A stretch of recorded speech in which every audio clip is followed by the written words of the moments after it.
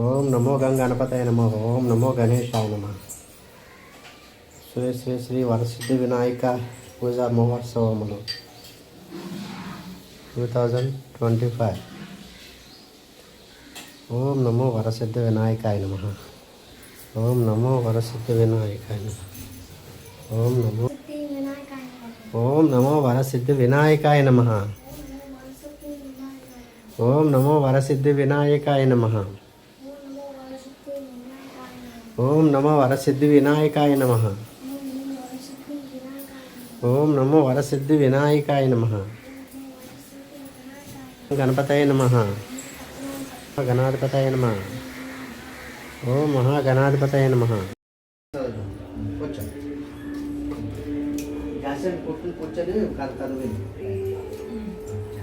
శివుడు గజాసురుని కుక్షిలో కడుపులో ఉండిపోయాడు.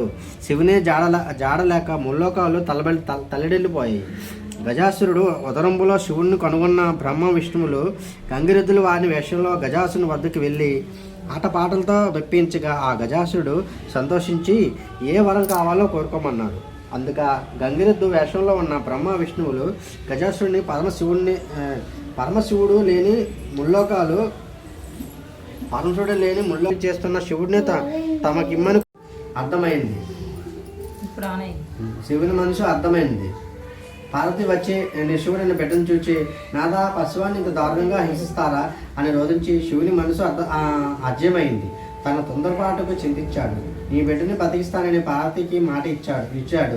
వెంటనే తన పరివారాన్ని పంపించి ఉత్తరముఖంగా పడుకుని ఉన్న శిరస్సును తెమ్మన్నాడు. ఆ పరివారం ముల్లోకాలు గావించగా ఎక్కడ ఏ పని కూడా దొరకలేదు. వెతకగా గజాసురుడు కొత్త దిక్కుగా పడుకుని మరణ స్థితిలో ఉన్నాడు. ఆ గజాసురుడు శిరస్సును తెచ్చి బాలుకు మెండానికి అతికిచ్చి సజీవుడిగా చేశారు. పార్వతి ఆనందించింది.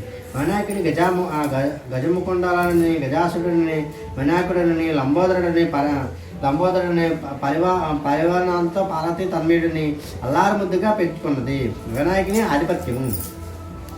కొంతకాలంకు పార్వతి పరమేశ్వరులకు కుమారస్వామి జన్మించాడు.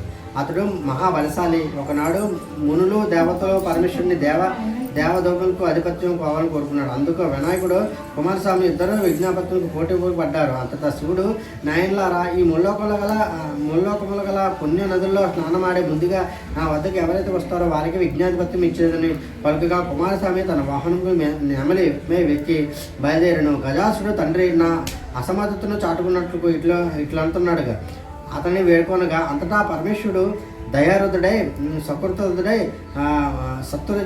సప్తరాంగను గంగా సర్వదేశ స్నానంతో భగవతి పుత్ర కుమార నాయన మంత్రమును ఈ ఒకసారి జపించి వారికి ముల్యాకంలో భావపత్రిక కుమార గల సమస్త నదులు ఎందు స్నానమార్జించిన ఫలం కలుగుతుందని చెప్పగా ఆ గణపతి కైలాసమునికే ఉండి నారాయణ మంత్రం జపించుచు తండ్రి చుట్టూ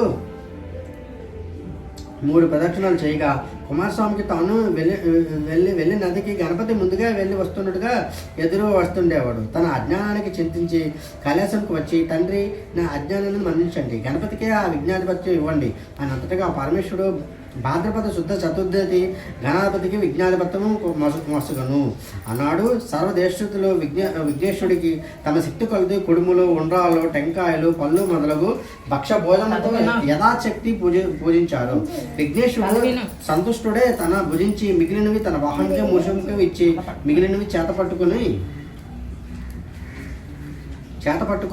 భక్తాయాసంతో కైలాసంకి వచ్చి మాతాపితరులకు పాదాభివందనం చేయి సంకల్పించుండగా ఉత్తరమును సహకరించక నానా వస్తువులు పడుచుండగా శివుని శీర్షయందు ఉన్న చంద్రుడు చూచి పక్కపక్క నవ్వాడు. గణపతికి కోపం వచ్చి తన దంతపు కూరను విరిచి చంద్రుని మీదకు విసిరాడు. ఆ దెబ్బగా ఏర్పడిన మచ్చ చంద్రుని ఈనాటికి ఉన్నది. ఆవేశంలో ఊగులాడుతున్న వినాయకుడికి పొట్ట చిట్లింది. పాముతో బొజ్జను కుట్టారు. కుమారుడికి పరిస్థితి పార్వతి ఉగ్గురాలై చంద్రుని చూచి ఓరి చంద్ర, నీ కంటికి నా కుమారుడు అంత చులకనగా కనిపిస్తున్నాడా? ఆ జగన్నాథ శాపంకు నన్ను చూచి వారికి కనిపిస్తున్నాడా? అంతటిగా నన్ను చూచిన వారికి నీలాప నిందులు కలుగుతాయని శపించినది. ఆ జగన్మాత శాపానికి చంద్రుడు గడగడలాగిపోయాడు. జగదీశ్వరి పాదాల మీద పడి శాప శోపముకు చెప్పమన్నాడు. శాపం ఉపసంహరించబడదు అన్నది ఆ కాత్యాయని. దేవతలంతా కలవరపడే తల్లి చంద్రుని క్షమించుండు. చంద్రుని చూడకుండా ఉండటం ఎవరికి సాధ్యం కాదు. ఎవరి ముఖం చూపలేక ఎవరు తమ ముఖం చూడ చంద్రుడు ఎక్కడైనా దాచుకుంటే దావిరాత్రులు ఎలా జరుగుతాయి? జనులైనా జీవిస్తారు. తల్లి చంద్రుని కోపం కాకపోయినా లోకాలను సంరక్షించటకైనా నీ శాపాన్ని ఉపసంహరించు అని దేవదూతలు ప్రార్థించారు. అట్లా దేవతలు అందరూ మీ అభ్యంతరమును అర్థం చేసుకున్న శాపం తప్పదు. శాప ప్రభావం పడకుండా తరుణోపాయం చెప్తాను. గుర్తు కలిగి మసలుకోండి. భాద్రపద శుద్ధ చవితి నాడు వినాయకుడిని పూజించి ఆ పూజాక్షేత్ర శిరస్సును చల్లుకున్న వారికి ఎట్టి నీలాప నిందలు రావని ఉపసంహరించినది. ఈ విషయాన్ని విస్మరణీయంగా అలక్ష్యం చేసిన ఇట్లి వారికైనా నీలాపనిందలు తప్పువు. ఈ విషయాన్ని గమనించకపోవడం వల్లనే శ్రీకృష్ణుడు ఋషివర్యులు అపనిందలు పాలయ్యారు. ఒకనొక సప్త మహర్షులు యజ్ఞాన్ని తలపెట్టారు. ఈ యజ్ఞం గుంట చుట్టూ ఉన్న సప్త ఋషులు తమ తమ భార్యలతో ప్రదక్షిణ చేస్తున్నారు. అలా ప్రదక్షిణ చేస్తుండగా ఋషిపతులను చూసి అగ్నిదేవుడు వారి పట్ల ముహూర్తుడయ్యాడు. ఇది అగ్నిదేవి భార్య స్వహాదేవి గమనించి భర్త వ్యామోహాన్ని తీర్చడానికి అరుది తప్ప తక్కని విషపత్రం రూపంలో తానే ధరించి పతికి ప్రమోదాన్ని తీర్చినది. అగ్నిదేవునితో ఉన్నవారు తమ తమ భార్యలే అని ఋషులు కోపగించుకొని వారిని వదిలేసినారు. పార్వతి ఇలా శాపాన్ని మరిచి ఋషువుల పత్రులు చంద్రుడిని చూడటం వల్ల వారికి అపనింద కలిగింది. దేవతలు ఋషిపత్రులను దుస్థితిని పరమేశ్వరునికి చెప్పగా శివుడు జరిగిన దానిని ఋషులకు వివరించి వారిని స్వస్థతలను చేసి ఋషిపత్రులను సంరక్షించాడు. పూర్వం శ్రీకృష్ణుడు కూడా పాలదూతలో చంద్రుని చూచి నీలాప నిందలు పాలయ్యాడు. సత్రాజిత్తు రాజును సూర్యుని అనుగ్రహంతో సమంతకమని పొందాడు. ఆ సమంతకమని రోజుకు 1000 మణుగుల బంగారాన్ని ఇస్తూ ఉండేది. ఆ మణి తనకిమ్మని ఆ రాజును ఆ కృష్ణుడు కోరగా సత్రాజిత్తు అందుకు అంగీకరించలేదు. ఆనాడు ఒక సత్రాజిత్తు తమ్ముడు ఆ సమంతకమని హారాన్ని మెడలో వేసుకుని అడవికి వేటకు వెళ్ళాడు. అతన్ని ఒక సింహం వధించి ఆ ఆహారాన్ని అపహరించింది. ఈ సింహం వద్ద గల ఆ మణిని జాంబవంతుడు చూశాడు. ఆ మణికి తమ కుమార్తెకు కానుకగా ఇస్తే సంతోషిస్తుందని దానికి ఆ సింహంతో పోరాడి దానిని వధించి ఆహారాన్ని తీసుకుపోయాడు. ఇలా ఈ శ్రీకృష్ణుడు తన తమ్ముడిని చంపి సమంతకమని అపహరిస్తాడని సత్రాజిత్తు లోకంలో మొత్తం ప్రచారం చేశాడు. ఈ వార్త కృష్ణుడికి చెవిని పడింది. తనకి నీలాప నిందలు ఎందువల్ల కలిగినవో ఆలోచించి క్షీరభాండంలో చంద్రుని చూడడం వల్ల కలిగింది కదా గ్రహించుకున్నాడు.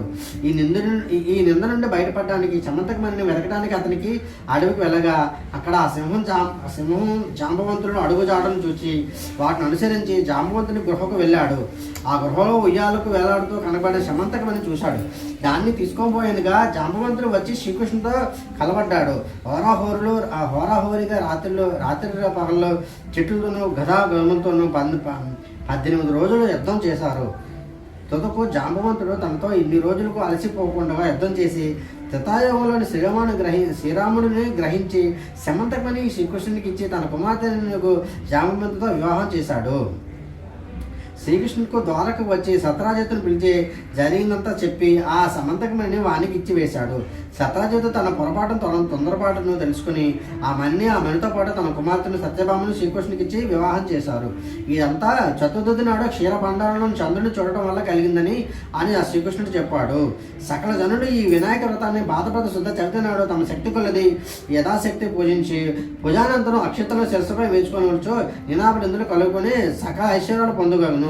ఈ పూర్వం ఈ వ్రతంలో సీతాదేవిని వెతుకుతున్నప్పుడు శ్రీరాముడు వృతాసురుని వధించినప్పుడు ఇంద్రుడు గంగను భూమికి తెచ్చినప్పుడు భగీరథుడు అమృతోపాదం చేయుటకు దేవదూరుడు కుష్ఠవ్యాధి నివారణకు విష్ణువుడు తమ రాజ్యాన్ని తిరిగి పొందుటకే ధర్మరాజు చేసినాడు. సకల విజయాలు పొందించినారు.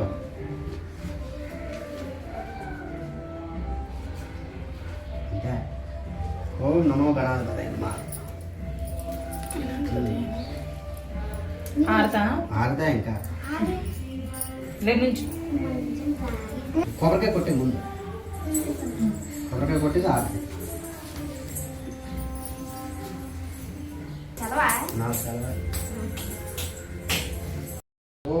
తండములేక దంతపు తారపు జీవానంతం మండుగా మూసు గజలు మన చుప్పులు మందాసమన్ కొండకు కోరగొచ్చము కోరిన విద్యాలెల్లా నజమన్ ఎన్నే పాదే తనయో గణపతి నీకు మొక్కదాన్ని ఓ పత్తి గణపయ్య నీ పంట నేనయ్యా వందాల మీదకి దండగా పంపు కమ్మ నేయమును కొడపవను వజ్రము వజ్రగింపు పొడవ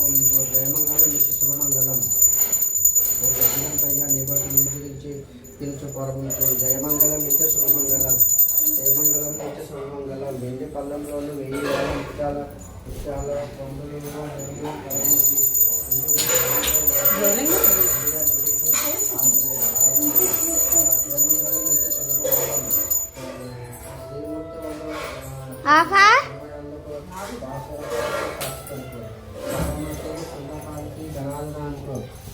జయమంగళం నిత్య శుభమంగళం పచ్చికనపయ్య నీ బంటు నేనయ్య వండాల మీదకి దండగా పంపు కమ్మని నెయ్యి ఉండును పడబాటును గుజ్జుగా ముద్దపు పచ్చిపు తెలుసు పడబాటును జయమంగళం నిత్య శుభమంగళం.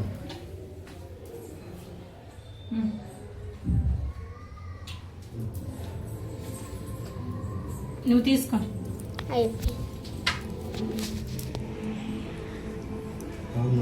చెల్లికి చూడు జాషలు దండం పెట్టుకో. జై జై గణేష జై బోలో గణేష్ మహారాజ్ కే గణేశాయ నమః.